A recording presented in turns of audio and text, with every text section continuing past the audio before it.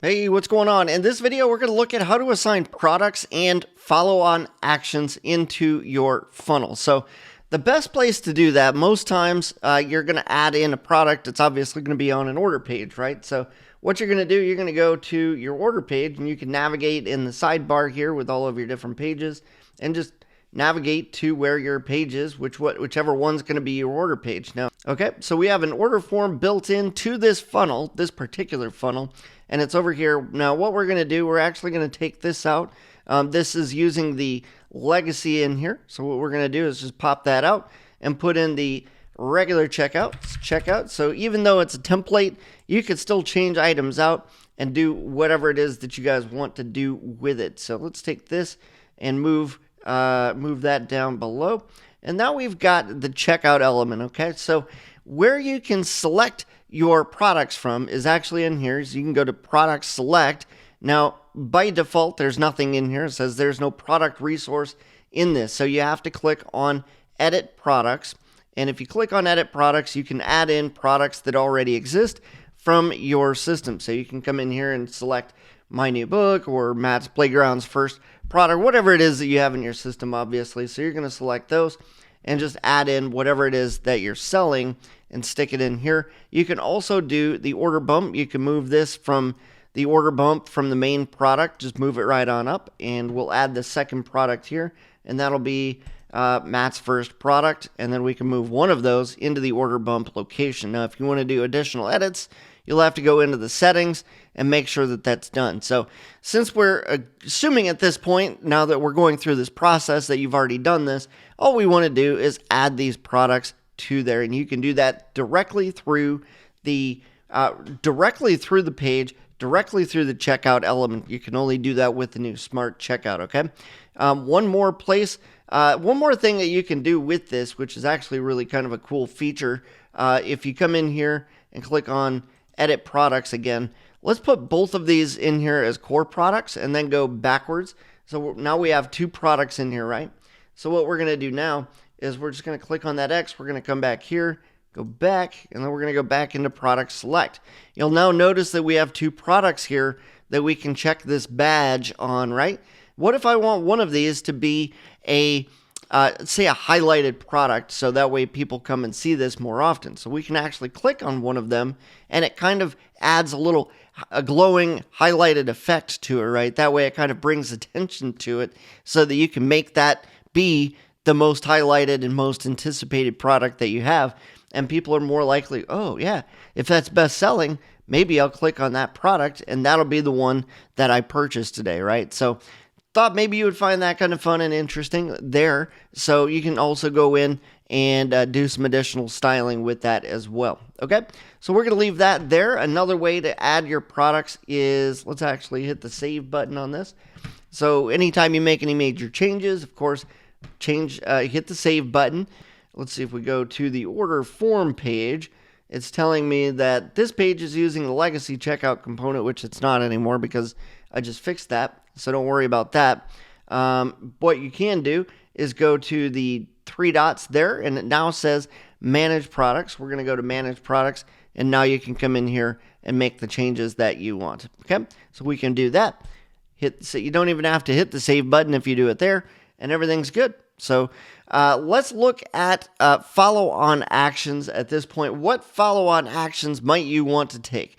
Let's say you want to add somebody to a list, maybe in a third party, or maybe you want to do something with the contacts that come through here. So honestly, we kind of covered that in the workflows area. We added that in a couple different places. So we've already created a workflow to add people to an active campaign list in our workflow. So let's play around here. If we go to the little lightning bolt there, it says choose an existing workflow. So we've created a few different things just playing around here in this course. But what about this one here? Add contacts to active campaign list. That was done for a different funnel. But what if we just wanted to select this and make it work for this funnel? We say select, and we come over here. It says add contacts to an active campaign list. So we want to select what would trigger this, right? So we're going to say an orderer. So we want to do an opt-in on this. So we're going to say opt-in, and then we're just going to attach that workflow. So what action is going to trigger it? Now this is already done. We don't have to go through all those other actions again unless we want to change the list or something that is actually being done in the action portion of this workflow for this. Okay, so we can see that this is connected. We can go in here. We can set this up. So we're going to click on next and we say add to list. Maybe we want to add this to another list. Do keep in mind the list that comes up here, the list that's going to be in this list is going to be the list that's inside of your ActiveCampaign account. So you do have to create this list first inside of ActiveCampaign or Aweber or Constant Contact or wherever it is that you've created this list and you want these contacts to reside. Okay, so again, just go through, double check everything is good, click next, go yep, everything looks good, and click update. Okay, now your workflow is attached and everything is good. We've now assigned products and we've assigned a follow-on action. So play around with these follow-on actions. There's a lot of different things that you can do with workflows, which if you're more interested in what you can do with those workflows, do go back and check out the workflows module and just check out what's inside of there because there's a lot that could happen. Okay, so what if somebody buys a product from you from your order page, and when they order that product, you want to give them access to your customer center or something specific inside of your customer area. So probably the best way to do that would be to give them inside of their order form. So if they go to the order form page, you've already added and managed your products. So what if you want to give them access to a specific customer center? We're actually going to have to go all the way back to the products areas. We're going to go into those products we've already created. Chances are you might have already done this. So we're going to go into that book. Remember, the book is what we wanted to sell, right? So we want to come down here and we want to give them access to specific items. Maybe it's a digital asset, maybe it's course. So this particular book, in the products area, we're going to open up the course access and we're going to see what products, what modules do we want to give them access to. So we can actually drop that down and maybe we only want to give them access to module 1 when they buy that book, and we can uncheck the intro or whatever it is that we have in that module, right?